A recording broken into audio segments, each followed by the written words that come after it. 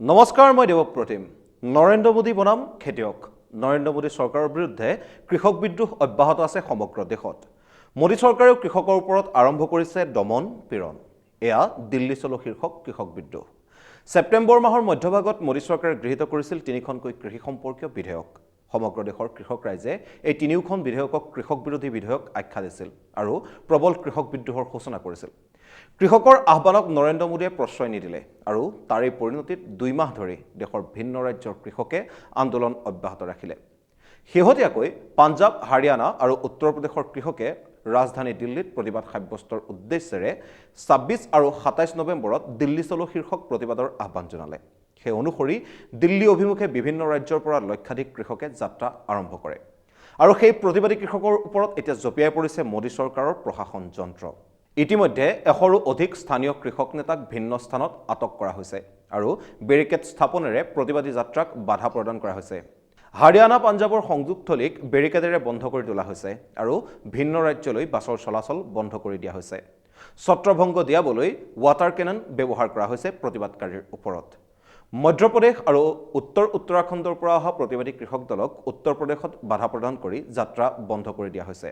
কোনো কাৰণতে যাতে বিদ্ৰোহী কৃষকে দিল্লীত প্ৰৱেশ কৰি প্ৰতিবাদ সাব্যস্ত কৰিব নোৱাৰে, তাৰ বাবে মোদী চৰকাৰে কঠোৰতকৈও কঠোৰ ব্যৱস্থা গ্ৰহণ কৰিছে। এইখিনিতে আপোনালোকক জনাই ল'ব বিচাৰিছোঁ, মোদী চৰকাৰে এনে কি ৩খন বিধেয়ক গৃহীত কৰিছিল যাৰ বাবে কৃষকে এনেদৰে ব্যাপক আন্দোলন গঢ়ি তুলিবলৈ বাধ্য হৈছে। চাওঁ আহক এই ৩খন বিধেয়কত আছিলনো কি। ১. দ্য এছেঞ্চিয়েল কমোডিটিজ এমেণ্ডমেণ্ট বিল 2020। এই নতুন বিধেয়কখন অনা হৈছে পূৰ্বৰ এছেঞ্চিয়েল কমোডিটিজ এক্ট 1955ৰ পৰা। সেই আইন অনুসৰি অত্যাৱশ্যকীয় সামগ্ৰীৰ যোগান আৰু মূল্যৰ ওপৰত চৰকাৰী নিয়ন্ত্ৰণ প্ৰতিষ্ঠা কৰা হৈছিল। অত্যাৱশ্যকীয় সামগ্ৰীৰ তালিকাখন বিভিন্ন সময়ত সলাই থকা হৈছিল আৰু শেহতীয়াকৈ এই তালিকাত মাস্ক আৰু হেণ্ড ছেনিটাইজাৰ অন্তৰ্ভুক্ত কৰা হৈছিল। কিন্তু নতুন বিধেয়কত কোৱা হৈছে যে শস্য, দালি, আলু, পিঁয়াজ আৰু তেলৰ ক্ষেত্ৰত অতি বিশেষ সময়তহে চৰকাৰী নিয়ন্ত্ৰণ প্ৰযোজ্য হ'ব।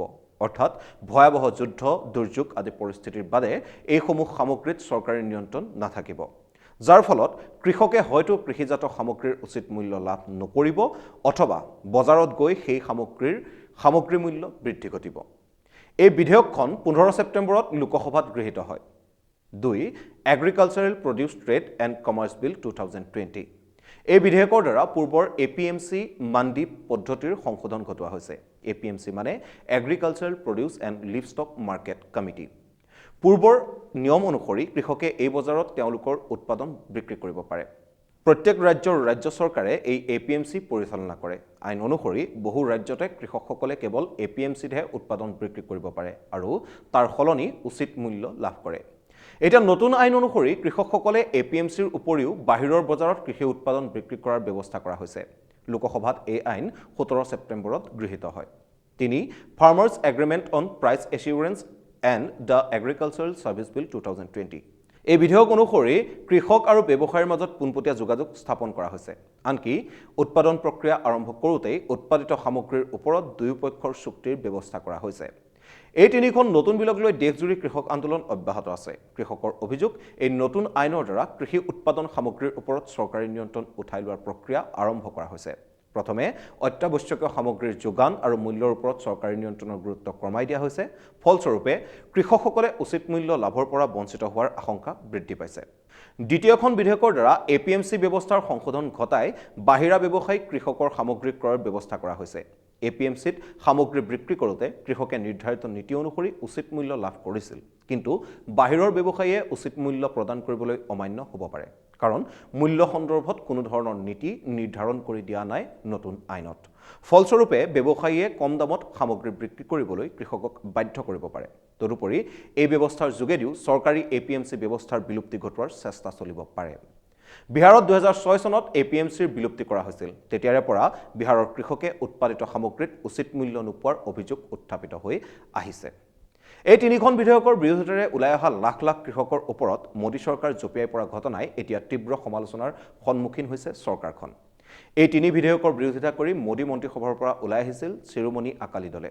দলটোৰ মুখ্য সুখবীৰ সিং বাদলে এই ঘটনাক মুম্বাইৰ ২৬/১১ৰ লগত তুলনা কৰি আখ্যা দিছে আজি পাঞ্জাৱৰ ২৬/১১ বুলি।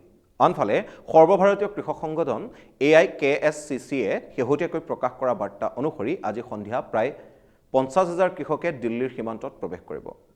অনাগত সময়ত বিদ্ৰোহী কৃষকক দিল্লী প্ৰৱেশত মোদী চৰকাৰে কেনেদৰে বাধা দিয়ে সেয়া লক্ষণীয় হ'ব। চাই থাকিব দ্য ক্ৰছ কাৰেণ্ট। যদি আপোনালোকে আমাক ফেচবুকত চাই আছে তেনেহ'লে আমাৰ পেজ লাইক কৰক আৰু যদি ইউটিউবত চাই আছে তেনেহ'লে আমাৰ চেনেল ছাবস্ক্ৰাইব কৰিবলৈ নাপাহৰিব।